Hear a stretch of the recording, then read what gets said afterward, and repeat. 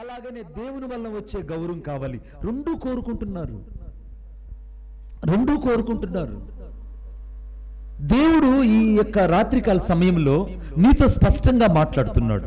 ఏమిటనంటే, నీకు మొదట లోక మర్యాద కావాలా, దేవుని మర్యాద కావాలా?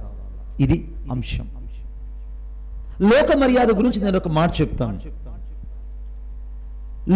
లోతు యొక్క భార్య ఇద్దరు కలిసి ఆ యొక్క మైదానం గుండా ఆ సోయర్ అనే ప్రాంతానికి పరిగెడుతున్నారు. దేవుడు ఏం చెప్పాడనంటే, దయచేసి మీరు వెనక్కి తిరిగి చూడకండి. Don't and look back to the turn to and Sodom and Gomorrah. దయచేసి మీరు సొదొమ గొమొర్రాని చూడకండి. మీ పరుగును అలాగా గురిచూచి ఆ యొక్క పర్వతం వైపు పరిగెత్తండి అన్నారు. ఇప్పుడు వారి కుటుంబంలో పిల్లలు, ఇద్దరు ఆడపిల్లలు. మీరు అనుకుంటున్నారు లోతుకి ఇద్దరు ఆడపిల్లలని. కాదు, నలుగురు ఆడపిల్లలు. మళ్ళీ నేను చరిత్ర చెప్తా. ఓకే, నలుగురు ఆడపిల్లలు అయితే ఆ నలుగురు ఆడపిల్లలను, ఇద్దరు ఆడపిల్లల్ని ఆల్రెడీగా సొదొమ గొమొర్రాలో ఇచ్చేశాడు. నలుగురు ఆడపిల్లల్లో ఇద్దరు పిల్లల్ని సొదొమ గొమొర్రాలో అక్కడున్నటువంటి అల్లుళ్ళకి ఇచ్చేశాడు. తిరిగి ఇద్దరు మాత్రమే బైబిల్లో ప్రస్తావించబడ్డారు. మీకు ఒక ప్రశ్న, మణిబాబు గారు నలుగురు ఉన్నారని మీకు ఎలా తెలుసానంటే, నేను హిస్టరీ డేక్ అనే బైబిల్లో చెప్పబడింది. డేక్ అనే బైబిల్లో లోతుకి నలుగురు కూతుర్లు.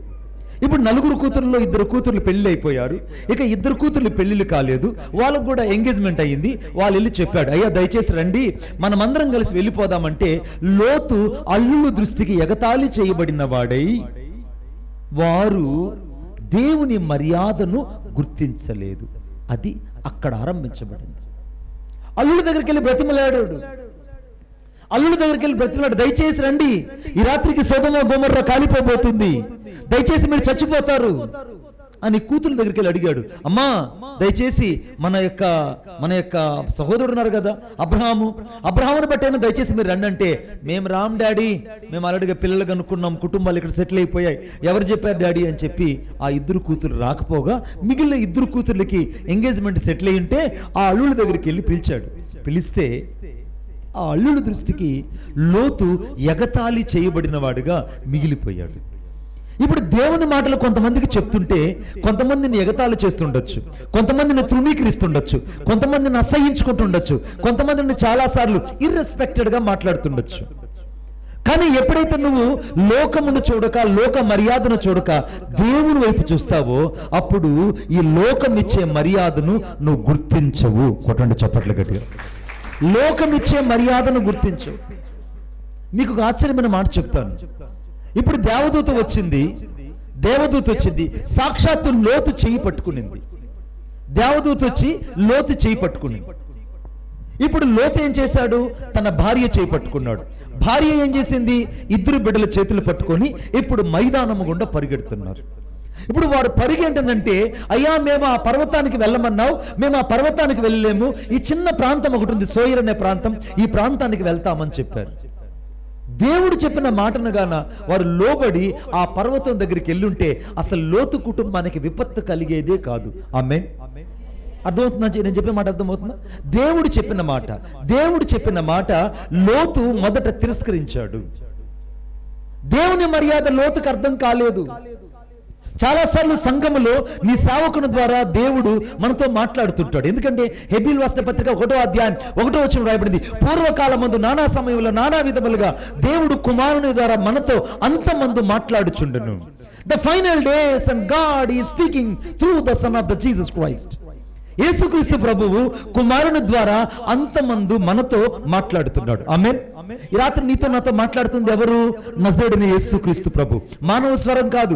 ఎందుకు మానవ స్వరం కాదంటే, అనగా దావీదు కీర్తన 29:5 వచనం రాయబడింది, యెహోవా స్వరము లేళ్లను ఈన చేయును, యెహోవా స్వరము ప్రభావము కలిగినది, యెహోవా స్వరము కెదేషును కదిలించును, యెహోవా స్వరము అనగా దేవదారు వృక్షములను ఫెలమని విరిచిందని రాయబడింది. ఇప్పుడు దేవుని స్వరం ఏం చేస్తుందంటే మనుషుని కదిలిస్తుంది. దేవుని స్వరము హృదయాన్ని తాకుతుంది, దేవుని స్వరము మస్తిష్కాన్ని తాకుతుంది, దేవుని స్వరము అంతరంగాన్ని తాకుతుంది, దేవుని స్వరము మనిషి నరాలలో ఉన్న రక్తాన్ని తాకుతుంది, దేవుని స్వరము చివరకు మూలుగులు తాకుతుంది, దేవుని స్వరము ఎముకలు తాకుతుంది, దేవుని స్వరము అంతరంగాన్ని తాకుతుంది, దేవుని స్వరము అలాగనే డిఎన్ఏను కూడా తాకుతుంది. కొట్టండి చప్పట్ల గట్టిగా. మన డిఎన్ఏను కూడా దేవుని యొక్క వాక్యం తాకుతుంది. ఎందుకంటే ఆ వాక్యము విభజించినంత మట్టుకు లోతుకు దూరుతూ రాయబడింది. The word is the God is moving to the very deepest of the deepest. వాక్యం ఎంత లోతులోకి వెళ్తుందంటే శరీరమును, మూలుగులను, ప్రాణమును, ఆత్మను, కీళ్లను విభజించినంత మట్టుకు లోతుకు వెళ్తుందని హెబ్రీయుల రాసిన పత్రిక 4వ అధ్యాయం 12వ వచనంలో చెప్పబడింది. ఇప్పుడు ఆ వాక్యము లోతుకు వెళ్ళాలి, దేవుని మాటకు నువ్వు లోబడాలంటే మొదట నీవు దేవునికి మర్యాద ఇచ్చే వ్యక్తిగా ఉండాలి. సంఘములను దేవుని మాటకు లోబడితే, దేవుని చిత్తాన్ని చేసిన వ్యక్తివైతే, దేవుని మాటకు విధేయత చూపించిన వ్యక్తివైతే నీకు మొదట దేవుని మాట యొక్క మర్యాద నీకు అర్థమవుతుంది. ఇక్కడ అందరూ కూడా హైందవ కుటుంబస్తులే. ఎందుకంటే నేను నా సంఘానికి దాదాపు ఒక 4 సంవత్సరాలకు వస్తున్నా. నాకు ఆల్మోస్ట్ వాళ్ళందరూ తెలుసు.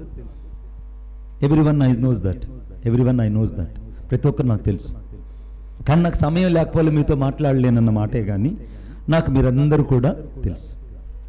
ఇప్పుడు దేవుడు మనతో మాట్లాడేటప్పుడు దేవుని మర్యాదను గుర్తించకపోతే నీ జీవితంలో మొదట నష్టం కలుగుతుంది. ఇప్పుడు లోతు జీవితంలో ఏం జరిగిందంటే దేవుడు స్వయంగా మాట్లాడాడు, దేవుడే చేయి పట్టుకున్నాడు, ఆ దేవదూత నడిపిస్తూ ఉంది. లోతు మొదట దేవునికి తిరిగి చెప్పడం ప్రారంభించాడు. అలాగ అనవద్దు, మేము ఇప్పుడు ఆ పర్వతానికి వెళ్ళలేము అన్నాడు. ఆ పర్వతంలో ఎవరున్నారు? వాక్యం ఏం చెప్తుందో చూద్దాం. ఆ పర్వతంలో ఏముందో చూద్దాం ఒకసారి. హెబ్రీయుల రాసిన పత్రిక, మీరు బైబిల్ తీరు నాకు తెలుసు, I know that you can't be open the Bible. హెబ్రీయుల రాసిన పత్రిక 12వ అధ్యాయము 22వ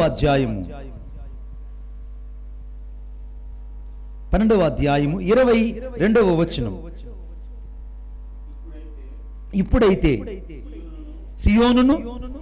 సియోనును కొండకును, జీవమగల దేవుని పట్టణమునకును, అనగా పరలోకపు యెరూషలేమునకును, వేవేల కొలది దూతల యొద్దకును, అనగా ఆ పర్వతం మీద ఏమున్నదంటే దేవుని సన్నిధి ఉన్నది. లోతుకి అది అర్థం కాలేదు. లోతుకు దేవుడు ఏం చెప్పాడు? ఆ పర్వతంకి వెళ్ళిపో అని అంటే లోతు ఏమన్నాడు? అలాగనవద్దు, ఆ పర్వతానికి వెళ్ళలేను. అక్కడ అర్థమవుతుందా? నేను ఇక్కడికి వెళ్తాను అన్నాడు. ఇప్పుడు దేవుని మర్యాదను అనుసరించాడా, లోక మర్యాదను అనుసరించాడా? చెప్పాలి గట్టిగా. మరి సంఘానికి వస్తున్న నీవు నీ సేవకుడు నీతో మాట్లాడుతున్న మాటకు విధేయత చూపిస్తున్నావా, లేకుంటే బయట వాళ్ళు చెప్తున్న మాటకు విధేయత చూపిస్తున్నావా? నీ సేవకుడు నీ కొరకే కన్నీరు కార్చి ప్రార్థన చేస్తాడు. నీ సేవకుడు నీ కొరకు ఉపవాసం ఉండి ప్రార్థన చేస్తాడు. నీ కొరకు నీ యొక్క క్షేమం కొరకు రాత్రింబగళ్ళు మోకరించి ప్రార్థన చేస్తాడు. నీ సేవకుల్లాగా ప్రార్థన చేసే వాళ్ళు ఈ భూలోకంలో ఎవరు ఉండరు. గట్టిగా స్తోత్రం చెప్పండి, ఇంకా గట్టిగా చెప్పండి. ఇప్పుడు చెప్పండి కూడా వేసే గట్టిగా. ఇప్పుడు ఆ పర్వతం మీదకి వెళ్ళాలనుకున్నప్పుడు వీళ్ళు పర్వతం మీదకి వెళ్ళక ఆ సోరణ పట్టణానికి వెళ్తున్నాడు. ఉన్నట్టుగుండి అగ్ని అమాంతంగా ఆకాశం నుంచి కిందకి దిగింది. సొదొమ గొమొర్రా కాలిపోతుంది. లోతు భార్య ఒక్కసారిగా వెనుక్కు తిరిగి చూచింది. He turn back. ఎప్పుడైతే ఆమె వెనక్కి తిరిగి చూచిందో ఒక్క సెకండ్లో ఆమె ఉప్పు స్తంభంగా మారిపోయింది. ఒక్క సెకండ్లో. ఇప్పుడు కుటుంబం ఏమైపోయింది? విచ్ఛిన్నమైపోయింది. భార్యను మైదానంలో కోల్పోయాడు. బిడ్డలిద్దరూ తండ్రి చేతులు పట్టుకుని ఏడుస్తున్నారు. నానా, మమ్మీ, నానా, అమ్మ ఉప్పు స్తంభం అయిపోయింది, అమ్మ ఒక రాతి స్తంభంగా మారిపోయింది నానా అని ఏడుస్తుంటే ఆ ఆడబిడ్డలంతా ఏడుస్తూ ఉన్నా కనీసం లోతు అప్పటి దాకా 4 బిడ్డలు కలిగినటువంటి భాగస్వామిని చెయ్యి కూడా పట్టి తాకు చూడలేకపోయాడు. తాకాడా? He never be touch again to himself. ఎందుకు తాకలేదనంటే అతడు దేవుని మర్యాదను తిరస్కరించినందువల్ల, దేవుని మాటను తిరస్కరించడం వల్ల, దేవుని చిత్తాన్ని నెరవేర్చకపోవడం వల్ల, దేవుని చిత్తములటువంటి ఆ సంపూర్ణతను గుర్తించకపోవడం వల్ల ఆ మనుషుడు ఏమైపోయాడంటే ఉన్న పాటున ఒక్కసారిగా భార్యను కోల్పోయాడు. బిడ్డలను తీసుకెళ్ళి ఆ గుహలోకి వెళ్ళగానే బిడ్డలతో కూడా అతడు శయనించి పాపము చేసి అమాలేకులకు, మరి ఆ యొక్క మోయాబీలకు వారసత్వపు తండ్రిగా మిగిలిపోయాడు. లోక మర్యాద ప్రమాదం. మరలా చెప్తున్నాను సంగమా, నువ్వు ఈ సంఘములో ఉన్నావు అనంటే నీకు లోక మర్యాద కాదు. మనుషులందరూ ఒక మార్గంలో ఉండొచ్చు, నువ్వు ఒక్కటే వేరుగా ఉండొచ్చు. మనుషులందరూ అనగా వారి వల్లే ప్రవర్తించవచ్చు, నువ్వు ఒక్కరే దేవుని బిడ్డలాగా ప్రవర్తించవచ్చు. వాళ్ళందరూ ఈ లోకమును, లోక అలవాట్లు, లోక పద్ధతులు చేస్తుండొచ్చు, నువ్వు ఒకటే దేవుని నమ్ముకొని దేవుని కొరకు జీవిస్తుండొచ్చు. కానీ నువ్వు వాళ్ళతో నువ్వు ఏం చెప్పాలంటే నేను లోక మర్యాదను అనుసరించను అని చెప్పాలి. ఆమేన్ చెప్పండి గట్టిగా. ఇప్పుడు పక్కన వాళ్ళకి చెయ్యండి, కై కూడా సొల్లుంగ ఒక మాటను సొల్లుంగమ్మా, కై కూడా సొల్లుంగ అంటే పక్కన వాళ్ళకి చెయ్యండి, ఒక మాట చెప్పండి. ఈ రోజు నుండి మీరు చెయ్యి చెప్పట్లే, కై కూడా యశయ్య ఇంక తమిళ్ తెలియమ్మా, నీకు తమిళ్ తెలియ్యా, మా కొడుకు తమిళ్ తెలుసు. ఇప్పుడు నేను యశయ్యకి చెప్తున్నాను ఏమనంటే ఈ రోజు నుండి నేను లోక మర్యాదను అనుసరించను. ఆమేన్. అందరూ చెప్పారా? గుడ్, థ్యాంక్ యూ నాన్న. ఇప్పుడు లోక మర్యాదను అనుసరించినందుకు కుటుంబం పాడైందా? కుటుంబం బాగుపడిందా? పాడైంది. భార్య ఉపస్తంభం అయిపోయింది, బిడ్డలు చెడిపోయారు, తండ్రి ఏమయ్యాడో తెలియదు, అంతా కూడా పతనా వ్యవస్థ అయిపోయింది. ఈ పతనా వ్యవస్థ కారణం ఏంటంటే వారు లోక మర్యాదను అనుసరించారు. ఇప్పుడు సంఘం ఏం నేర్చుకోవాలి రాత్రి అంటే మనకు లోక మర్యాదతో వద్దు. నీ సేవకుడు నీకు ఏది చెప్తాడో అది చేయమని చెప్తాడు. ఒక రోజున పాస్టర్ గారు ఏం చెప్పాడంటే, అమ్మా వాళ్ళందరూ అక్కడ జాతర చేసుకుంటున్నారు, నువ్వు జాతరకి వెళ్ళొద్దు, మనం దేవుని బిడ్డలము, అక్కడికి వెళ్ళినా వాళ్ళతో పాటు నువ్వు నిల్చున్నా, వాళ్ళకి ఏదైనా నువ్వు సహకారంగా ఉన్నా, వాళ్ళందరి కొరకు నువ్వు దేవుని నామాన్ని అనగా నువ్వు తిరస్కరించినా నీకు శాపం వస్తుందమ్మా అని చెప్పాడు. ఈమెం చేసింది, మా పాస్టర్ గారు ఎప్పుడు అట్నే చెప్తాడులే, ఆయన అంటే ఊరిని, ఇల్లు వాకిలు మొత్తం వదిలిపెట్టి నంద్యాల నుంచి ఇక్కడికి వచ్చాడు, ఇక్కడ బంధువుల గురించి బాంధవ్యాల గురించి ఆయనకేం తెలుసు, కాబట్టి మేము మా వాళ్ళని పిలుచుకోవాలని ఈమె వాళ్ళందరినీ పిలుచుకునింది. ఇంట్లో అందరూ జాతర ఉత్సవాలు జరుగుతున్నాయి, బాగా వినాలి, జాతర ఉత్సవాలు జరుగుతున్నాయి. ఈ లోపల వాళ్ళ ఇంట్లో ఉన్నటువంటి భర్త ఏం చేశాడంటే, అమ్మాయి నేను మార్కెట్కి వెళ్ళి కూరగాయలు తీసుకొస్తాను అని చెప్పాడు. ఈ లోపల కూరగాయలు బుట్ట నిండుకు తీసుకొచ్చాడు. ఆమె అన్నీ తీసుకొచ్చి ఫ్రిడ్జ్ నిండా పెట్టింది. అక్క ఫ్రిడ్జ్ నిండా పెట్టింది. ఆ వచ్చిన బంధువులు వీళ్ళందరూ కూడా చాలా సంతోషంగా ఆటలు పాటలతో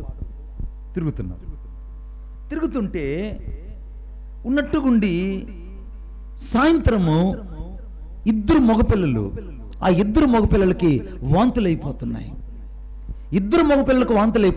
భర్తకు వాంతులైపోతున్నాయి, ఈమెకు వాంతులు అవుతున్నాయి. ఏం జరిగిందో ఈమెకు అర్థం కాలేదు. హాస్పిటల్కి వెంటనే 108 తీసుకొని వాళ్ళు నేరుగా వెళ్ళారు. వెళ్ళగానే అక్కడ డాక్టర్లు చెప్పారు, అమ్మ విషము వల్ల నీ పిల్లలిద్దరూ ఇలా అయిపోయారు, ఏం జరిగింది అని అంటే, అయ్యా ఏం జరిగిందో నాకు తెలియదు, నా బిడ్డలకు అన్నం వేసి పెట్టాను, అన్నంతో పాటు నేను సాంబార్ రసం పెట్టాను, ఆ తర్వాత వాళ్ళు పెరుగన్నం తిన్నారన్న మాటే కానీ ఇద్దరికి వాంతులు అవ్వడం ప్రారంభించాయి, నా భర్తకు వాంతులు అవుతున్నాయి, ఈవెన్ నాకు కూడా వాంతులు అవుతున్నాయి, నాకు ఏం చేయాలో నాకు అర్థం కావట్లేదు అన్నాడు. కొద్దిసేపటికి మాట్లాడుతూ ఉండగానే ఇద్దరు మగపిల్లలు హాస్పిటల్లో చచ్చిపోయారు. భర్త ప్రాణాపాయ స్థితిలో ఉన్నాడు. ఇప్పుడు డాక్టర్ ఒక మాట చెప్పాడు, అమ్మా మీరు దయచేసి 25,000 రూపాయలు ఇంజక్షన్ వేసుకుంటేనే నీ భర్త బతుకుతాడు, లేకుంటే నీ భర్త కూడా చచ్చిపోతాడు. ఈ 25,000 రూపాయలు తెచ్చే వాళ్ళు ఎవరు? ఏ బంధువులనైతే పిలుచుకునిందో వాళ్ళందరికీ వెళ్ళి బ్రతిమిలాడింది, అమ్మ భర్త చావు బతుకుల మధ్యలో ఉన్నాడు, మీరందరూ నా ఇంటికి వచ్చారు కదా, నేను పిలిస్తే జాతరకు వచ్చారు కదా, దయచేసి మాకు కొంచెం ధనం సహాయం చేయండి అంటే ఒక్కరు కూడా సహాయం చేయలేదు. భర్త హాస్పిటల్లోనే చచ్చిపోయాడు. ఒకే రోజు ఇద్దరు బిడ్డలు, భర్త ముగ్గురు చనిపోతే ఈమె కొరకొర ప్రాణాలతో హాస్పిటల్లో చూపించుకొని ఇల్లు వచ్చి చేరి ఆ ఇద్దరు బిడ్డలను, ఆ భర్తను మట్టేసేటప్పుడు గుండెలు బాదుకునింది. ఇది యథార్థంగా జరిగిన సంఘటన. ఏం జరిగిందని చూస్తే ఆ ఫ్రిడ్జ్ లోపల ఆ కూర ఆకులు తీసుకొచ్చాడు కదా, ఆకు కట్టలు, ఆకట్టల మధ్యలో అంత మిడునాగు పాము ఉంది. ఆ పాము ఆ యొక్క ఫ్రిడ్జ్లో ఉన్న చలికి తట్టుకోలేక ఆ కిందనటువంటి పెరుగు మీద పడింది. ఆ పెరుగు లోపలికి వెళ్ళి చచ్చిపోయింది. పెరుగు లోపల, గిన్నెలో పెరుగు లోపల పాము ఉందన్న విషయం ఆ తల్లికి తెలియదు.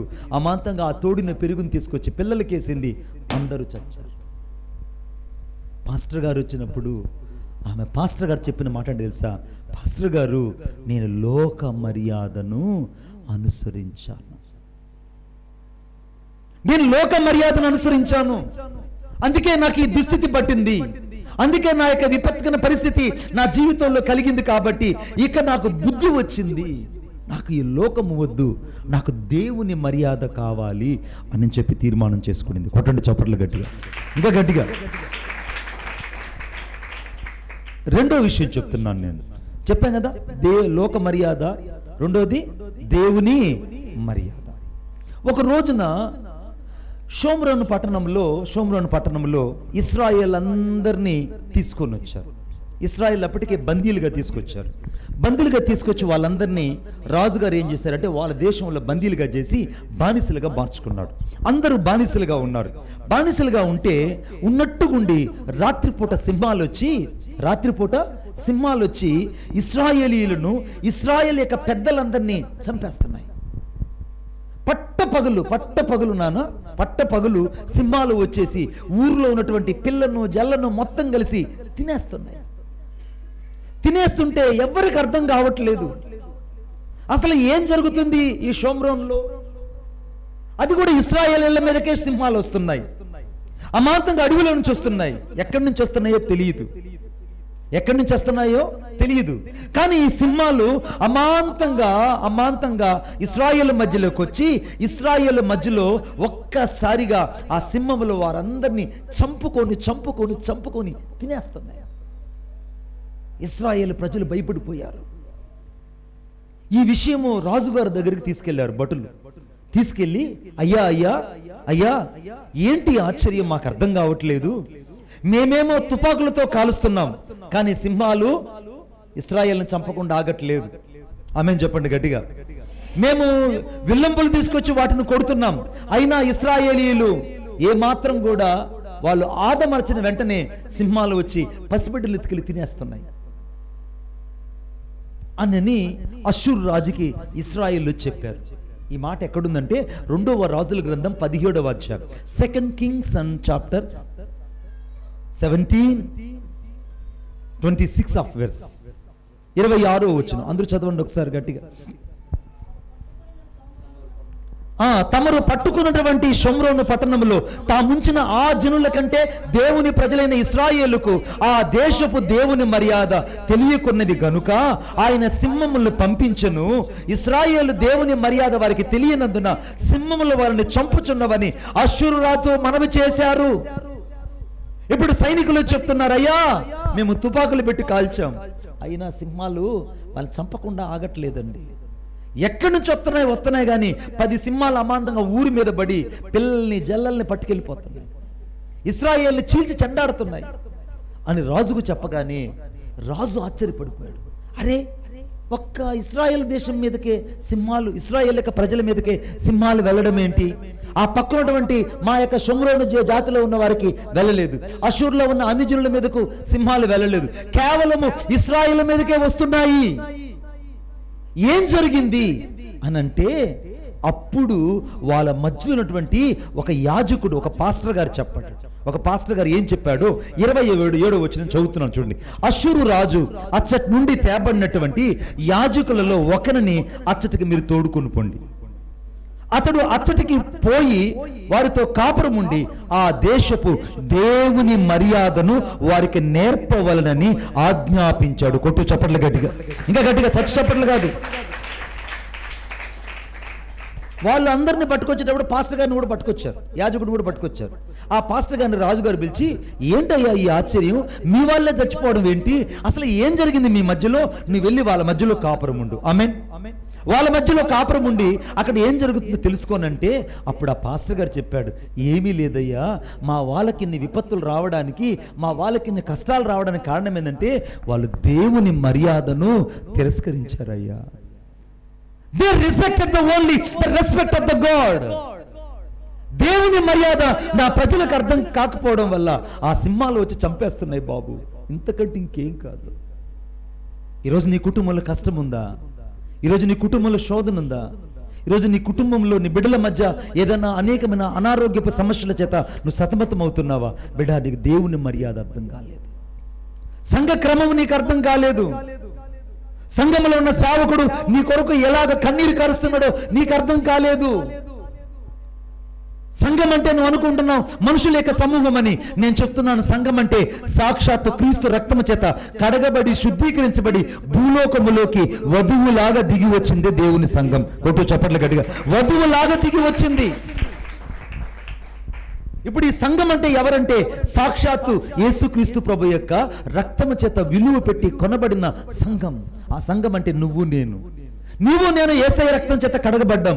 నీవు నేను యేసయ్య రక్తం చేత శుద్ధీకరించబడ్డాం. అయితే నీకు తెలియాల్సింది ఏంటంటే దేవుని మర్యాద తెలియాలి, సంఘ మర్యాద తెలియాలి, సేవకుని మర్యాద తెలియాలి, సేవకురాలు మర్యాద తెలియాలి, సంఘంలో ఉన్నటువంటి పెద్దల మర్యాద తెలియాలి. ఎప్పుడైతే నువ్వు ఈ దైవ క్రమంలోకి వస్తావో అప్పుడు దేవుడు నీ ఇంట్లో ఉన్న సింహాలను బయటికి పంపించేస్తాడు. కొట్టు చప్పట్లు గట్టిగా. ఇశ్రాయేల్ అందరినీ పోగు చేశాడు ఆ యాజకుడు. ఎవరు ఆ యాజకుడు అంటే పాస్టర్ గారు. అందరినీ పోగు చేశాడు. పోగు చేసిన వెంటనే వాళ్ళకి ధర్మశాస్త్రంలో ఉన్న మాటలను వారికి బోధించాడు. చూద్దాం ఆ మాట ఒకసారి. 2వ రాజుల గ్రంథం 17వ అధ్యాయం 28వ వచనం మధ్య భాగంలో, ఒకడు అనగా యాజకులలో ఒకడు వచ్చి బేతేలు అనగా దేవుని మందిరం అనే ఊరిలో కాపురముండి యెహోవా యందు భయభక్తులుగా ఉండదగిన మర్యాదను వారికి బోధించాడు. వారికి ఏం చెప్పాడు? ఇప్పుడు అక్కడ ఏం చెప్పాడు? దేవుని యందు భయభక్తులు కలిగిన దేవుని మర్యాదను వారికి బోధించాడు. ఆమేన్. ఆదివారం మన సంఘంలో ఏం బోధిస్తాడు దేవుడు? మనకేం బోధిస్తాడు? సేవకుడిని మరుగుపరచాలంటే దేవుని మర్యాదను బోధిస్తాడు. దేవుని మర్యాద ఎలా ఉంటుందో చెప్పనా? దేవుని మర్యాద ఎలా ఉంటుందో చెప్పనా? సెల్ ఫోన్ చర్చిలో మోగదు. నేను ప్రేమతో చెప్తున్నా. నా సెల్ ఫోన్ ఇన్ని సంవత్సరాలు ఎవరైనా నా సెల్ ఫోన్ మోగింది చూసారా? మీటింగ్స్లో కానీ ఎక్కడైనా చూసారా? ఎందుకు మోగదు? దేవుని మర్యాద. సేవకుడు అంటే నీ దృష్టిలో నువ్వేమనుకుంటున్నావంటే ఏదో 4 రూపాయలు ఇస్తే లేదా 100 రూపాయలు ఇస్తే 50 రూపాయలు ఇస్తే వచ్చి ప్రార్థన చేసే వ్యక్తి అనుకుంటున్నావు. నేను అంటాను, నేను సేవకుడు అంటే ఎవరో చెప్పా బిడ్డ? నేను చెప్పనా? నీ కొరకు నీ తల్లి అయినా నిన్ను 9 మాసాలు మోసి 9 నెలలు మోసి కనేసి ఉంటుందేమో కానీ నిన్ను ఆయన క్రీస్తుల్లో కనిన నాటి నుండి నేటి వరకు తన భుజస్కంధాల మీద మోసుకొని పరలోకం చేరేంత వరకు నిన్ను తల్లిలాగా గౌరవించి కాపాడేవాడే ఈ దైవజనుడు. కొట్టు చప్పట్లు గట్టిగా. అటువంటి దైవజనుడు మాటను వినకపోతే నీకు నష్టం కలక ఏం కలుగుతుంది? దేవుడు నీతో ఏం చెప్పాడు? నువ్వు ఖచ్చితంగా 10వ భాగం ఇవ్వమని దేవుడు చెప్పాడు. నేను మరలా చెప్తున్నాను, నా కట్టాలు దేవునికి తెలుసండి, నా బాధలు దేవునికి తెలుసండి, నేను ఎంత ఆర్థిక ఇబ్బందుల్లో ఉన్నానో, ఎంతగా నేను స్కూల్ ఫీజులు కట్టలేకపోతున్నానో, ఎంతగా నేను బాధలు పడలేకపోతున్నానో, నా వచ్చే జీతం వచ్చినట్టే నా అప్పులకు సరిపోతుందని నువ్వు అంటున్నావు. బిడ్డ, నేను చెప్తున్నా, నువ్వు ఎప్పుడైతే దేవుని మర్యాద నీకు అర్థం కాదో కష్టాలకు నీ కుటుంబం కారణమవుతుంది, అనారోగ్యానికి నీ కుటుంబం కారణమవుతుంది. నువ్వు ఎప్పుడైతే దేవుని 10వ భాగాన్ని దేవునికి ఇవ్వాల్సిన దాన్ని నువ్వు దొంగిలించడం ప్రారంభిస్తావో ఆ రోజే నువ్వు దొంగవు. దొంగలు ఎక్కడ ఉండాలి? జైల్లో ఉండాలా? ఊర్లో ఉండాలా? చెప్పాలి గట్టిగా. జైల్లో సంతోషం ఉంటుందా? కష్టాలు ఉంటాయక్క? మరి దేవునికి 10వ భాగం ఇవ్వకపోతే నువ్వు దొంగవా దొరవా? మరి దొంగ అయితే నువ్వు ఎక్కడ ఉండాలి? జైల్లో అంటే ఏ జైల్లో ఉండాలి? కష్టాల జైల్లో 16 ఊసలు లెక్క పెట్టుకుంటూ కూర్చోవాలి. ఆ 16 ఊసల గురించి చెప్తే మీరు ఆశ్చర్యపోతారు. 1 శ్రమ, 2 బాధ, 3 దుఃఖం, 4 అవమానం, 5 కన్నీరు, 6 అనారోగ్యం, 7 రుగ్మతలు, 8 ఒంటరితనం, 9 వేదనలు, 10 మానసికమైనటువంటి వేదన, 11 మనోవేదన, 12 మనోవ్యాకులత, 13 మనోదుఃఖము, 14 మనోశ్రమలు, 15 క్షీణత, 16 సంపూర్ణంగా మనిషి ఖాళీ అయిపోవడం. ఈ 16 ఊచలు నువ్వు ఎందుకు లెక్క పెడతావనంటే నీకు దేవుని మర్యాద అర్థం కాలేదు. ఈ రాత్రి నువ్వు దేవుని వాక్యం అంటున్న నీవు దేవునికి ఎప్పుడైతే సంపూర్తిగా నువ్వు దశమ భాగం ఇస్తావో అప్పుడు నీ ఇంట్లో ఉన్న దరిద్రత ఆ రోజే ఆ సింహాలు వెళ్ళిపోయినట్టు వెళ్ళిపోతాయి. కొట్టు చప్పట్లు గట్టిగా. యెహోవా యందు భయభక్తులకు ఉండదగిన మర్యాదను ఆ పాస్టర్ గారు ఆ ప్రజలకు బోధించాడండి. ఈ రాత్రి నా దేవుడు నీకు ఒక బోధ చేస్తున్నాడు. ఏంటి తెలుసా? నీకు లోక మర్యాద కావాలా, దేవుని మర్యాద కావాలా? దేవుని మర్యాద నీకు తెలియాలనంటే ఆ సింహాలు వచ్చి నిన్ను చంపేస్తున్నాయంటే ఊరకు చంపట్లేదు బిడ్డ, నీకు దేవుని మర్యాద అర్థం కాలేదు. ఇశ్రాయేలుకు జరిగినట్టే. నువ్వు దశమ భాగం ఇచ్చేసావనుకో నీ ఇంట్లో ఉన్న శోధన, బాధ, శ్రమ అన్నీ వెళ్ళిపోతాయి. ఆమేన్. ఆ దశమ భాగం నువ్వు ఎవరికి ఇస్తున్నావు? మాకు కాదు ఇచ్చేది. మళ్ళా చెప్తున్నా, మాకు కాదు, జీవము గల దేవునికి. అందుకే మలాకి గ్రంథం 3వ అధ్యాయం 10వ వచనం రాబడింది, నా మందిరములోనికి దశమ భాగం ఉండున్నట్లు 10వ భాగం ఉన్నట్లు నా మందిరపు నిధులు తీసుకురండి, అప్పుడు నేను ఆకాశ వాకిలను విప్పి పట్ట జాలనంత విస్తారమైన దీవెలను కుమ్మరించదనని రాయబడింది. ఆమేన్. దేవుడు 2 సార్లు ఆకాశపు వాకిళ్ళు తెరిచాడు. 2 సార్లు ఆకాశపు వాకిళ్ళు తెరిచాడు. 3 సార్లు తెరిచాడు. ఎన్నిసార్లు తెరిచాడు? 3 సార్లు. చెప్పండి అందరూ ఒకసారి గట్టిగా. మీరు రాళ్ళు కొట్టిన బొమ్మల్లాగా ఉన్నారు. పక్కన వాళ్ళు చెప్పండి, దేవుడు కైగుడు సొల్లుంగమ్మా, కై ఇచ్చిన సొల్లుంగ ఇలా చెయ్యి పెట్టుకొని చెప్పండి. ఏమనంటే దేవుడు ఆకాశపు వాకిళ్లను 3 సార్లు నా కోసం తెరిచాడు. ఒకటి నోవాహు కాలంలో ఆకాశపు తూములు విడబడ్డాయి. 2 నిర్గమకాండం 17వ అధ్యాయంలో ఆకాశములో నుంచి ఆకాశపు ధాన్యము కురిసింది. 3వది ఆకాశం అనే మంచి ధననిధిని తెరిచి పట్టజాలంత విస్తారమైన దీవెనలు నా కోసం దేవుడు కుమ్మరించబోతున్నాడు. ఆమేన్. దేవుడు నీకు ఆశీర్వాదం కలుగు చేయునుగాక. దేవుడిని జీవితానికి క్షేమం కలుగు చేయునుగాక. దేవుడిని అకౌంట్లో 1,00,000 రూపాయలు ఇచ్చునుగాక. ఎంత గట్టిగా చెప్తారు చూడు, ఎంత గట్టిగా చెప్తారు చూడు. యెషయాలో ఆమేన్ అంటున్నది. ఆమె ఎవరు? ఏమ్మా 1,00,000 రూపాయలు ఏం చేస్తావమ్మా? బ్యూటీ పార్లర్కి వెళ్తావా? తాతలేడు, పుష్ వెళ్ళిపోయాడు తాత. ఇప్పుడు బాగా గమనించండి, ఇప్పుడు 1,00,000 రూపాయలు మీరు తీసుకుని ఇప్పుడు ఏం చేస్తారు? బంగారు కొనుక్కుందామని, లేకపోతే జుమ్కిలు కొనుక్కుందామని, కాటుకు కొనుక్కుందామని, అవి కొనుక్కుందాం అనుకుంటారు. ఆడబిడ్డలు అయ్యి కదా ఆలోచిస్తారు, పట్టీలు కొనుక్కుందామని. అదే 1,00,000 రూపాయలు నీకు రావడం నువ్వు చూస్తున్నావు, కానీ ఆ 1,00,000 రూపాయల్లో దేవుని మర్యాద తెలిసిన నీవు మొదట దేవునికి దశమ భాగం ఇస్తావు. ఆమేన్. పంట పండింది నీది కాదు, దేవుడు నీకు పురుగులు రానియకుండా కాపాడాడు, తెగులు రానియకుండా కాపాడాడు. అర్థమవుతుందా? సమృద్ధిగా నీకు అతివృష్టి అనావృష్టి రాకుండా కాపాడాడు దేవుడు. ఆ పంట పొలం వేసినట్టు ఆ 3 నెలలు నీకు ఏ అపాయం రాకుండా కాపాడాడు. ధాన్యము నీ ఇంటికి వచ్చినట్టు చేశాడు. ఇవన్నీ దేవుడు చేస్తే దేవునికి ఇవ్వడానికి నీకు వచ్చినట్టు రోగం ఏంటి? నువ్వు బతుకుంటేనే కదా ఈ నెల 1వ తేదీ నువ్వు వాటిలో తంబేసి ఫంక్షన్ తెచ్చుంటావు. ఆమేన్ చెప్పండి గట్టిగా. నువ్వు ఒకవేళ బతకలేకుండా నువ్వు అనారోగ్యమై గడగడ ఉరికిపోతా ధర్మాసుపత్రిలో దొనకొండ ధర్మాసుపత్రిలో పడిపోయి ఆడకొచ్చి నీకు తంబేస్తారు. ఎవరన్నా చేతులు గడగడ వరకతా ఉండి తంబేలని స్థితిలో నువ్వు ఉన్నావనుకోండి, అర్థమైందా? అప్పుడు ఏమంటావు నువ్వు?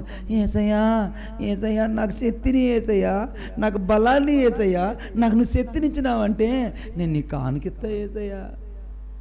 వీళ్ళకి ఎప్పుడు వస్తాయి ప్రార్థనలు అంటే బాధల్లో ఉన్నప్పుడు వీళ్ళకి బోధ అర్థమవుతుంది. ఆమేన్ చెప్పండి గట్టిగా, ఇంకా గట్టిగా చెప్పండి. కొంతమందికి దేవుని మర్యాద ఎప్పుడు అర్థమవుతుందంటే బాధల్లో ఉన్నప్పుడు దేవుని బోధ అర్థమవుతుంది. అందుకే హాస్పిటల్లో ఉన్న చూడండి, హాస్పిటల్ ఎక్కువ ఫోటోలు పెడుతుంటారు. ఎందుకు పెడుతుంటారంటే అప్పుడు వాళ్ళు దండాలు పెట్టండి, ఇంకెప్పుడు పెట్టరు. సినిమా థియేటర్లు ఎడైనా పెడతారా? నేను చెప్తా సీరియస్, సినిమా థియేటర్లు పెడతారా? ఏడ దేవుడు ఫోటోలు పెట్టరు. హాస్పిటల్ అయితే చెప్పాలి. హాస్పిటల్ ఎక్కడ పెడతారు? మేము నిమ్స్కి వెళ్ళాం. మన అబ్బాయికి ఎవరు కుర్రోడు రాజు వాళ్ళ అన్న శ్యామ్కి యాక్సిడెంట్ అయింది. నాకు తెలిసింది. నేను ఇక హఠాహుటిగా నేను వచ్చేసరి రిమ్స్కి పోతే రిమ్స్లో ఎంట్రన్స్కి పోగానే పెద్ద గుడి ఒకటి ఉంది. అందరూ పోతానే దండం పెట్టుకొని పోతున్నారు. అంటే అర్థమేమైంది? లోపల సావాలని బతకాలని నాకు తెలియదు, కానీ మొత్తానికి వాళ్ళకి పోతానే భయం కలుగుతుంది. అక్కడి నుంచి లోపల రిసెప్షన్ కౌంటర్కి వెళ్ళగానే పెద్ద ఫోటో పెట్టున్నారు. ఆ ఫోటో దగ్గరకు పోతానే వాడు దండం పెట్టుకుని నాయన వాడికి ఏం కాకూడదు అంటుంటాడు. అరే ఎప్పుడు అర్థమైంది వీళ్ళకి? బాధల్లో ఉన్నప్పుడు వీళ్ళకి దేవుని యొక్క విలువ అర్థమవుతుంది. కాబట్టి ఈ ప్రజల యొక్క మానసిక రుగ్మతను ఎరిగి వాళ్ళు కూడా హాస్పిటల్లో దేవుళ్ళు పెడతారు. కానీ నా దేవుడు ఎవరో తెలుసా? నిన్ను హాస్పిటల్లో మెట్లెక్కనీయకుండా కాపాడే దేవుడు, నిన్ను హాస్పిటల్లో దరిదాపుల్లో ఉంచిన దేవుడు. నా దేవుడు నిన్ను స్వస్థపరిచే దేవుడు కనపడుతున్నాడు. ఎందుకు స్వస్థపరిచే దేవుడు అంటే, మొదటి పేతురు రాసిన పత్రిక అనగా 2వ అధ్యాయం 23వ వచనం రాయబడింది, ఆయన పొందిన దెబ్బల వలన మీరు ఇప్పుడు స్వస్థతను పొందుతారని రాయబడింది. ఈ రాత్రి దేవుడికి స్వస్థతను ఇవ్వబోతున్నాడు. రెండో విషయం చెప్తున్నాను నేను, నిర్గమకాండం 15వ అధ్యాయం 26వ వచనం రాయబడింది, ఐగుప్తులో కలుగు చేసిన రోగంలో ఏది నేను నీకు రానియను, నిన్ను స్వస్థపరచు యెహోవాను నేనే అని వాగ్దానం చేసిన దేవుడు ఈ రాత్రి నిన్ను స్వస్థపరచబోతున్నాడు. ఆమేన్. మూడోదిగా యెషయా గ్రంథం 53వ అధ్యాయం 5వ వచనంలో, ఆయన పొందిన దెబ్బల వలన మీరు ఇప్పుడు స్వస్థత నొందితిరి. ఇప్పుడు యేసుక్రీస్తు ప్రభు యొక్క స్వస్థత నీ మీదకి రాబోతున్నది. కారణము, నువ్వు ఎప్పుడైతే దేవునికి ఇవ్వవలసిన దేవునికి ఇచ్చేస్తావో నీకు ఏ తెగులు నీ ఇంటికి రాదు. ఆమేన్. ఏ తెగులు నీ ఇంటికి రాదు, ఏ బాధలు నీ ఇంటికి రావు, ఏ కష్టాలు నీ ఇంటికి రావు, ఏ కన్నీళ్ళు నీ ఇంటికి రావు. ఒకరోజు నేను ఇలాగ వాక్యం చెప్తున్నా, అందరూ వినాలి. వాక్యం చెప్తుంటే ఒక ఆమె యేసుప్రభుని నమ్ముకునింది. నవరే మీరు? యేసుప్రభుని నమ్ముకునింది. నమ్ముకున్న తర్వాత ఆమె ఏం చేసిందంటే, వయసు ఎంత ఉంటుందంటే 50 ఏళ్ళు పైన ఉంటుంది. ఆమె ఏం చేసిందంటే జుమ్కీ కమ్మలు కొనుక్కునింది. వాటిని ఏమంటారు మీరు? జుమ్కీ కమ్మలేనా? జుమ్కీ కమ్మలు కరెక్ట్గా చెప్పాను నేను? పర్వాలే. జుమ్కీ కమ్మలు. జుమ్కీ కమ్మలు అసలే గోడు చెవులాంకి, ఆ గోడు చెవులకు తగ్గట్టుగా జుమ్కీ కమ్మలు వేసుకొని చర్చికి వచ్చి హల్లెలూయా హల్లెలూయా హల్లెలూయా అంటుంది. అబ్బా అంటుంది. నేను అందరూ ఇట్లా ముసుగేసుకున్నారు, ఆ మాత్రం ముసుగేసుకోకుండా ఆమె జుమ్కీ కమ్మలు అందరూ చూడాలని హల్లెలూయా బాగున్నావక్క బాగున్నావక్క అంటుంది.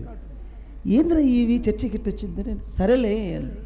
నేను ఒకరోజు ఇంటికి వెళ్ళాను, గృహదర్శనానికి వెళ్తే, అవ్వ బాగున్నావనంటే బాగున్నా బాగున్నా బాగున్నా అంటుంది. అంటే అవి ఊగాలి, నేను చూడాలి, నేను వాటి గురించి డిస్కస్ చేయాలి. ఇది ఆమె యొక్క లాజిక్. అర్థమైందా? ఆమెకు లాజిక్ ఏంటి? ఈ కమ్మలు ఊగుతుంటే ఆమె ఆనంద డోలల్లో ఊగాలని అనుకుంటాను. సరే ఏంటవ్వా అని అంటే, నాయనా దేవుడు ఆశీర్వదించాడు నాయన. మేము చర్చికి పోయిన తర్వాత దేవుడు ఆశీర్వదించాడు మణిబాబు గారు, ప్రార్థన చేయి, పంట బాగా పడింది, పంట బాగా పండింది. అక్కడ శనగ ఎక్కువ పండుతుంది, అక్కడ శనక్కాయలు, రాయలసీమలో శనక్కాయలు, వరి, చెరుకు బాగా పడింది, ప్రార్థన చేయి, దేవుడు ఆశీర్వదించాడు నన్ను అనింది. అవి ఊగకపోయి ఇవి ఊపుతుంది అనమాట, ఉయ్యాలు ఊపిరి ఊపుతుంది. సరే కొద్ది రోజుల తర్వాత, ఒక వారం తర్వాత, అక్క వింటున్నావా, వారం తర్వాత మాటీలు కొనుక్కునింది. మాటీలు తెలుసా? ఏం తెలియదు వీళ్ళకి, ఏం తెలియదురా, ఏమంటే అమాయకులు వీళ్ళు. ఆ మాటీలు ఎలా కొనుక్కుంటుందంటే, ఈ గూడ చెవుల్లో కుట్టుకొని, అంటే మొదటి అంతస్తు పై అంతస్తు కుట్టుకొని, ఇక్కడి నుంచి ఈ మాటీలు తీసుకొచ్చి ఈ చుక్కు జుట్టులో వేసింది. ఆ పక్క ఈ పక్క వేసింది. అసలే నత్త ముక్కు, అర్థమైందా? ముక్కుకి పెద్ద బేసడ. ఆ తర్వాత ఈ జుమ్కీ కమ్మలు, ఆ తర్వాత మాటీలు తీసుకొచ్చి తల్లో తగిలిచ్చింది. సరే చెప్పిన, అవ్వా ఏంది యేసుప్రభు నమ్ముకోనంటే, యేసయ్య ఆశీర్వదించినాడు నాయనా అనింది. అవునా అన్న. ఇంకేమనలేదు, నేనేమన్నాను? అవునా అన్న. కరెక్ట్గా 2వ వారానికి పొదుపులోకి 1,00,000 రూపాయలు వచ్చేటప్పటికి ముసలోడితో తగాద వేసుకొని 2వ మాటీలు కొనుక్కొని ఇక్కడి నుంచి ఇక్కడ దాకా కుట్టుకొని, 3 అంతస్తులు కుట్టుకునింది. ఇప్పుడు 3 అంతస్తులు కుట్టుకొని ఇంకొక పై మాటి ఇటు పెట్టింది. ఇప్పుడు ఎన్ని అంతస్తులు కుట్టుకునింది ఆమె? మొదటి అంతస్తు ఏమో జుమ్కీ కమ్మలు, 2వ అంతస్తు ఏమో పై మాటీలు, మూడో మాటి ఏమో పాపిటికి. 3 అంతస్తులు కుట్టుకొని చర్చికి వచ్చి హల్లెలూయా హల్లెలూయా హల్లెలూయా అని చెప్పి అందరికి చెప్పేది. అందరికి ప్రార్థన చేస్తున్నా అక్క, అందరికి ప్రార్థన చేస్తున్నా. ఆమె కోసం ఆ రోజు ప్రార్థన చేస్తున్నా. ఏమని ప్రార్థన చేయాలి? తెలుగులో చేస్తే తెలిసిపోతుంది, తమిళ్లో చేస్తే ముసలి దానికి తమిళ్ తెలుసు. అప్పుడు ఏం చేశానంటే, Lord you have to remember this woman, you have to give in to the good lesson to what she learn and will be coming of the days in Jesus name amen అని అనేకాడికే ఆమె ఆమేన్ ఆమేన్ అనింది. నేను ఏమని ప్రార్థన చేశాను? యేసయ్య ఈమెకి నీ మర్యాద తెలియట్లేదు, ఈమె నీ మర్యాద అర్థమయ్యేటట్టు మంచి పాఠం ఈమెకి నేర్పు ప్రభువా అన్న. ఆమె ఏమనింది? ఎంత గట్టిగానింది?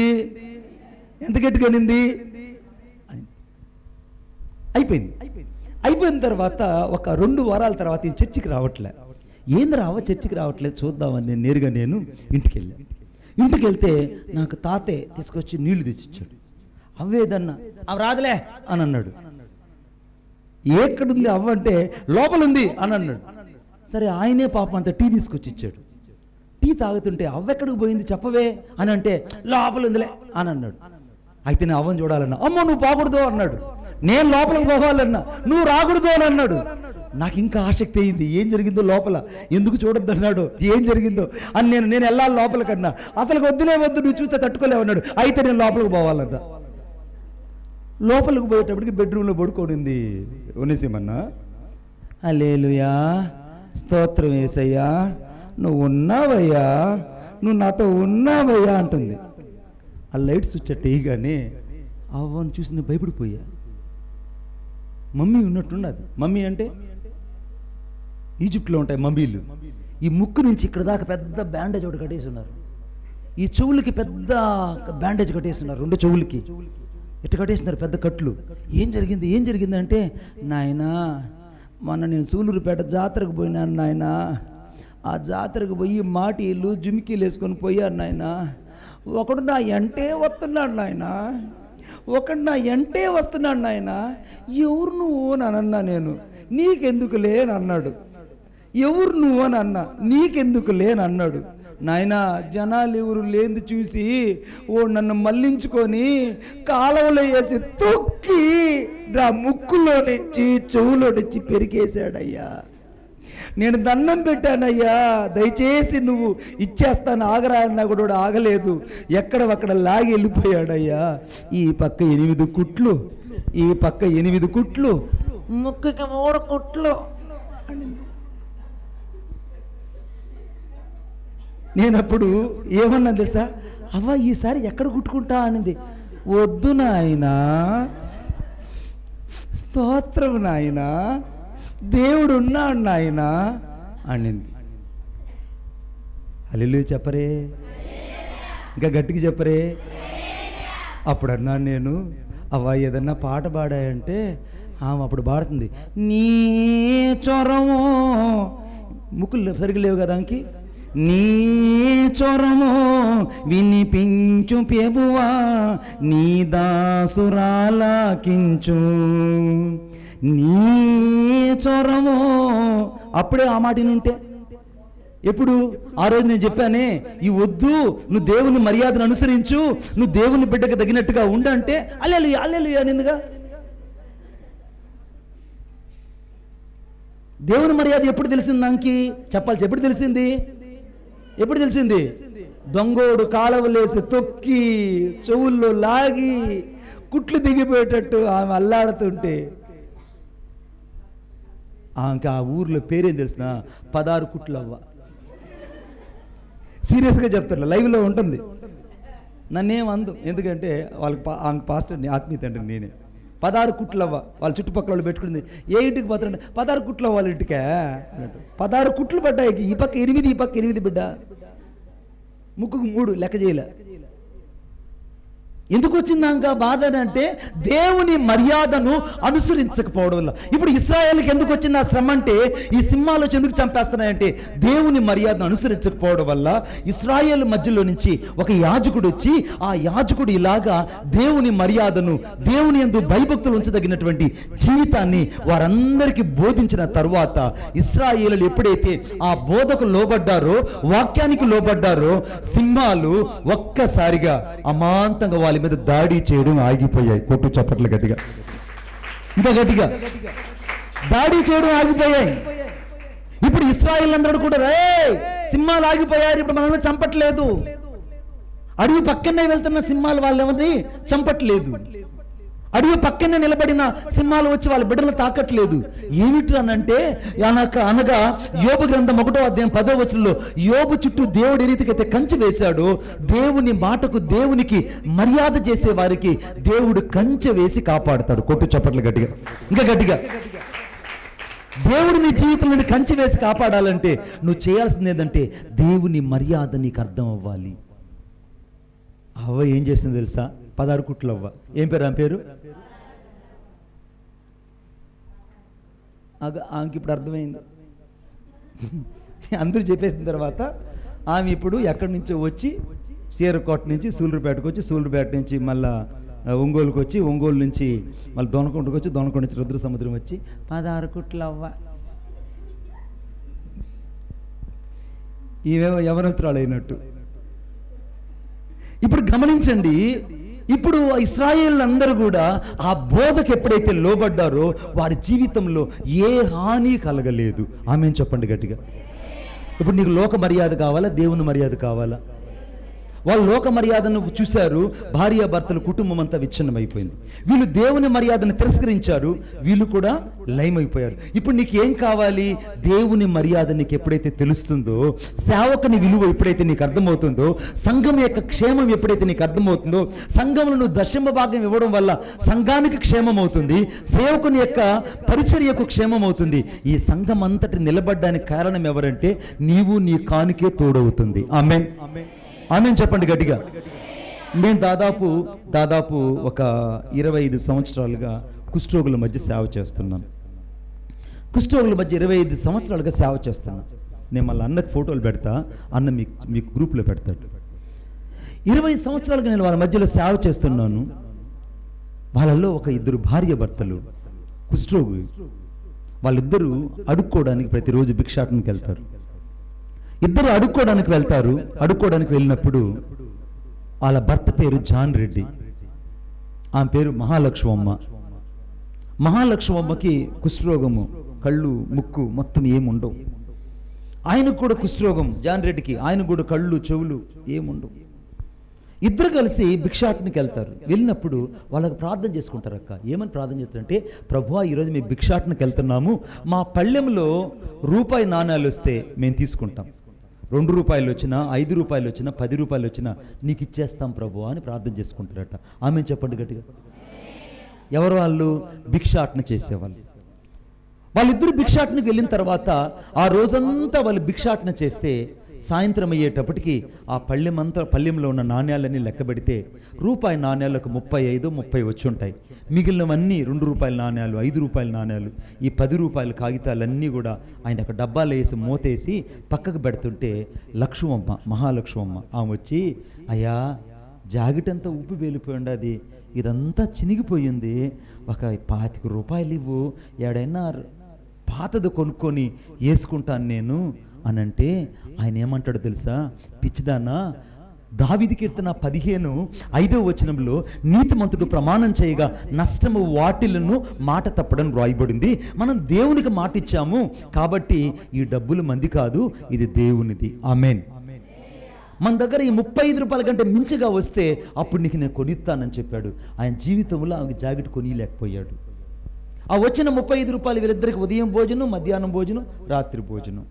ఎక్కడ సరిపోతుంది? సరిపోయేది కాదు. ఈ 2 రూపాయల నాణ్యాలు, 5 రూపాయల నాణ్యాలు, ఈ 10 రూపాయల కాగితాలన్నీ వాళ్ళు కూడబెట్టి 7 లక్షల రూపాయలు పెట్టి వాళ్ళ మందిరాన్ని ఎక్స్టెన్షన్ చేశారండి. కోటో చప్పట్లో ఇంకా గట్టిగా. 7 లక్షల రూపాయలు పెట్టి మందిరాన్ని వాళ్ళు ప్రతిష్ఠ చేశారు. ఆ మందిరం యొక్క పొడవు ఏం తెలుసా? నేను వెళ్ళే మందిరం ఎంత పొడవు ఇస్తున్నా? 110 అడుగులు పొడవు, 110 feet, 20 అడుగులు వెడల్పు మందిరం. 700 మంది కుష్ఠరోగులు వస్తారు. 700 మంది కుష్ఠరోగులు దేవునికి నమ్మకంగా దశమ భాగం ఇస్తారు. అందరూ దశమ భాగం ఇస్తారు. ఆ డబ్బులు నేను తీసుకోనండి, మళ్ళా చెప్తున్నా, నేను తీసుకోను. ఆ ధనానంతా అక్కడ పరిచర్యకు ఉపయోగిస్తా. వాళ్ళందరూ దేవుని కోసం అలాగా పరిచర్య చేసి 7 లక్షలు పెట్టి ఆయన మందిరం కడితే, ఆయన మందిరం దగ్గర ఒక చెప్పుల స్టాండ్ ఉంటుంది, మనకుండా చూసావా? ఆ చెప్పుల స్టాండ్ దగ్గర నిలబడి ఆ వచ్చిపోయే చెప్పులన్నీ ఒక దగ్గర పోగేసి పెడుతుంటాడు. ఎంత తగ్గింపు ఆయనకి, ఎంత తగ్గింపు ఆలోచించండి. ఒక రోజున ఒక వ్యక్తి నా దగ్గరకు వచ్చి, అయ్యా నా 2 బిడ్డల కోసం ప్రార్థన చేయమన్నాడు. ఆ 2 బిడ్డల కోసం ప్రవచించి ప్రార్థన చేస్తూ ఉండగా పరిశుద్ధాత్మ దేవుడు చెప్పాడు, నిశ్చయముగా నీ పిల్లలు అనగా యెషయా గ్రంథం 58:14 ప్రకారంగా దేశం యొక్క ఉన్నత స్థలాల మీదకు మీ బిడ్డల దేవుడు ఎక్కించబోతున్నాడు. హల్లెలూయా. దేశం యొక్క ఉన్నత స్థలాల మీదకు నీ బిడ్డల దేవుడు ఎక్కించబోతున్నాడు. ఈ చుట్టుపక్కల ఎవరు తీసుకోలేనంత గొప్ప శాలరీని నీ బిడ్డలు తీసుకుంటారని ప్రవచనం చెప్పాను ఆ రోజు. ఆ ప్రవచనం యొక్క ప్రతిఫలం ఏంటి తెలుసా? ఆయన 2 కొడుకులు ఈరోజు అమెరికాలో లాస్ ఏజెన్సీలో సాఫ్ట్వేర్ ఇంజనీర్లు పనిచేస్తున్నారు. ఆ యొక్క ఊర్లో కాదు, ఆ యొక్క రాజంపేట అనే ప్రాంతంలో కడప జిల్లాలోనే వాళ్ళకు వస్తున్నంత శాలరీ ఆ చుట్టుపక్కల ఎవరికి రాదు. హల్లెలూయా, హల్లెలూయా. ఆ కుష్ఠరోగి నాతో చెప్తాడు, ఆయన పేరు సీమోను, మణిబాబు గారు, దేవునికి ఆ రోజు నేను ఇచ్చిన కానుక ఎంతో తెలుసా? కేవలం 10,000. దేవుడు నాకు ఈ రోజున 10 లక్షల కంటే ఎక్కువ ఆస్తినిచ్చాడు. నా బిడ్డలు నిలబెట్టే కొందికి ఇద్దరికి 2 లక్షల రూపాయల శాలరీ, మా ఇంటికి శాలరీలే 24 లక్షలు వస్తాయి. మా దశమ భాగమే దేవునికి 24,000 ఇస్తాం. ఎంత ఆశీర్వాదం! అల్లుళ్ళు చెప్పండి గట్టిగా, ఇంకా గట్టిగా చెప్పండి. చర్చిలో ఇచ్చే దశమ భాగం ఎంత వాళ్ళు? 24,000. చిన్న దాంట్లో ఎవరైతే నమ్మకం ఉంటారో దేవుడు వారిని గొప్ప వాటికి చేస్తాడు. ఈ రాత్రి నీకు దేవుని మర్యాద అర్థమైతే ఈ రోజు నువ్వు సంఘానికి దశమ భాగం ఇస్తావు. ఆమేన్. నీకు దేవుని మర్యాద అర్థమైతే నువ్వు సేవకుడిని గౌరవిస్తావు. దేవుని మర్యాద నీకు అర్థమైతే నీ సంఘంలో నీ సాక్ష్యాన్ని కాపాడుకుంటావు. నీకు దేవుని మర్యాద నీకు అర్థమైతే ఈ యొక్క సంఘం కొరకు నువ్వు రాత్రింబగలు ఉపవసించి ప్రార్థన చేస్తావు. నీకు దేవుని మర్యాద అర్థమైతే నువ్వు ఈ సంఘం యొక్క క్షేమమే కాదు, ఈ చుట్టుపక్కల ఉన్నటువంటి నశించిపోతున్న ప్రజల కోసం నువ్వు ప్రార్థన చేస్తావు. కొట్టు చప్పట్లు గట్టిగా. ఈ రాత్రి వాళ్ళ లోక మర్యాదను అనుసరించకుండా, అనగా అనుకూలమును ఉత్తమమును సంపూర్ణమైన దేవుని చిత్తం మీద పరీక్షించి తెలుసుకున్నట్లు మనస్సు మారి నూతన మొగుట వలన రూపాంతరం పొందారు. రూపాంతరం అంటే the transformed as like to the Jesus Christ. యేసుక్రీస్తు ప్రభువు లాగా వాళ్ళు రూపాంతరం అయిపోవాలండి. ప్రతి ఒక్కరు ఎలా మారిపోవాలంటే రూపాంతరం చెందాలి. పక్కన చేతులు ఇచ్చి చెప్పండి, కైగొడు సొల్లుంగమ్మ, కైగొడు సొల్లుంగ. తమిళ్ తెరియమా? ఏనమ్మా నీ తమిళ్ ఏనా? నీ పేరేనమ్మా? జ్యోతి. జ్యోతిదా? నీ పేరమ్మా? మరియమ్మ. నా పేరు యేసేపు. ఇప్పుడు ఏం చెప్పాలి? పక్కన చెప్పండి, ఈ రోజు నుండి నేను రూపాంతరం పొందుతున్నాను, యేసుక్రీస్తు ప్రభులాగా రూపాంతరం పొందుతున్నాను. యేసు ప్రభులాగా నువ్వు మారిపోతే నువ్వు యేసయ్యలాగానే మాట్లాడతావు, యేసయ్యలాగానే చూస్తావు, యేసయ్యలాగానే శత్రువులు క్షమిస్తావు, యేసయ్యలాగానే శత్రువు కోసం ప్రార్థన చేస్తావు, యేసయ్యలాగానే శత్రువులు నీకు ఎంత హాని చేసినా క్షమిస్తావు. ఆమేన్.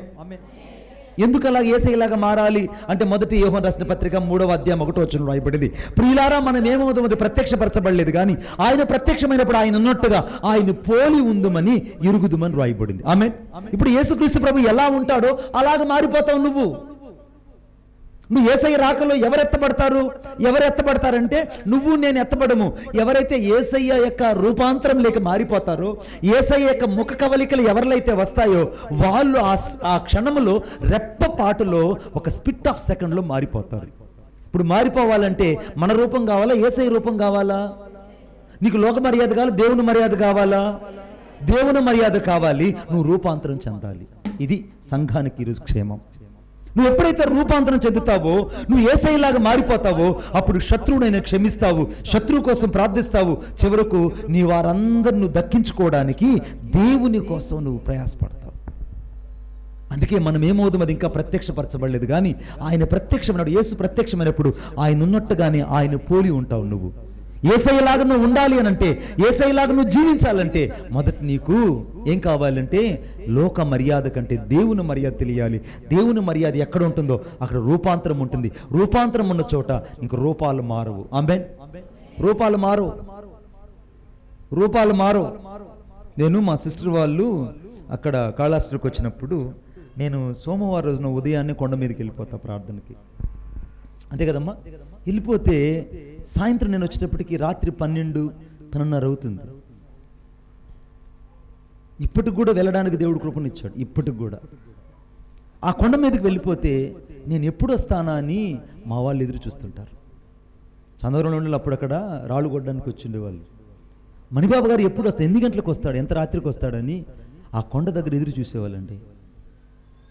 నేను తిరిగి వచ్చి నా సైకిల్ని స్టాండ్ తీసి నేను తిరిగి బయలుదేరేటప్పుడు అందరూ వచ్చి ప్రార్థన చేయించుకునేవాళ్ళు. అవునా కదా బిడ్డ?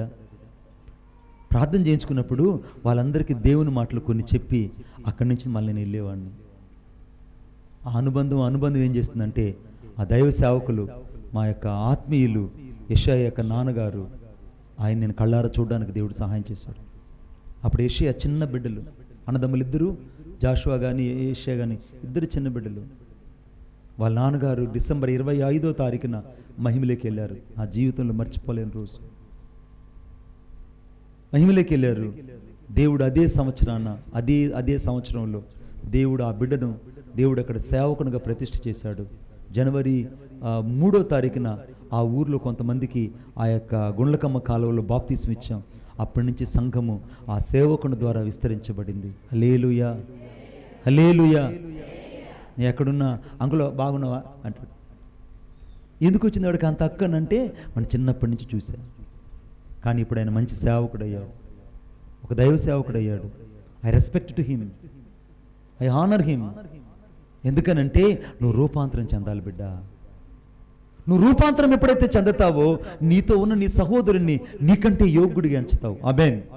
ఇప్పుడు మనం ఏం చేయాలంటే ఈరోజు మనం దేవుని కోసము నమ్మకంగా జీవించాలి, సంఘ క్రమాన్ని కలిగి ఉండాలి, సంఘంలో దశంభాగం ఇచ్చే కుటుంబంగా ఉండాలి.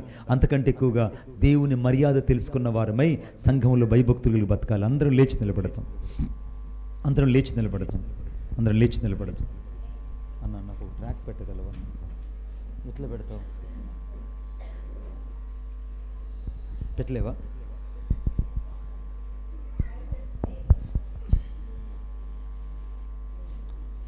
అందరం ప్రార్థన చేద్దాం. ప్రభువా, ఈ సమయంలో నీ కృప నాకు దయచేయి.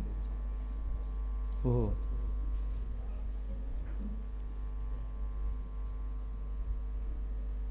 Thank you Jesus. యేసయ్యా, నీకు వేవేల కొలది వందనాలు, స్తోత్రాలు చెల్లిస్తున్నాను. ప్రతి ఒక్కరు ప్రార్థన చేయాలి. ప్రభువా, నీకు వందనాలు.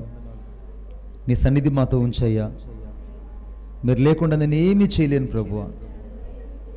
నీ కృప నాకు దయచేయి నాయనా, నీ కృప నాకు దయచేయి ప్రభువా. నీ సన్నిధి నాకు దయచేయి ప్రభువా. నీ ప్రశస్తమైన మహిమ నేను చూచినట్లు సహాయం దయచేయి ప్రభువా. ఈ దినాన ప్రభువా, నువ్వు నాతో ఉండాలని నేను కోరుకుంటున్నాను. నీ సన్నిధి నాతో ఉండాలని కోరుకుంటున్నాను. నువ్వు లేకుండా నేనేమీ చేయలేను ప్రభువా. నీ రక్తముతో నన్ను కడగండి, పరిశుద్ధపరచండి. నేను ఈ లోక మర్యాదను ఎక్కువగా అనుసరించాను ప్రభువా, నన్ను మన్నించండి. నీ రక్తముతో నన్ను కడగండి, శుద్ధీకరించండి. యేసయ్యా, నీ రక్తముతో నన్ను కడిగి శుద్ధీకరించయ్యా. అనేక సార్లకి విరోధంగా నేను పాపం చేశాను, అనేక సార్లకి విరోధంగా నేను పాపం చేశాను. నా పాపాన్ని మన్నించండి, క్షమించండి ప్రభువా. నీ చిత్తాన్ని నేను గ్రహించలేకపోయాను, నేను రూపాంతరం చెందలేకపోయాను. నన్ను మన్నించండి తండ్రి. దేవుని మర్యాద నాకు తెలియచేయండి. దేవుని మర్యాద ఈ దినం నేను గ్రహించినట్లు నా కన్నులు తెరిచావు. అందును బట్టి నీకు వందనాలు. నా హృదయంలోనికి, నా పరిచర్యలోనికి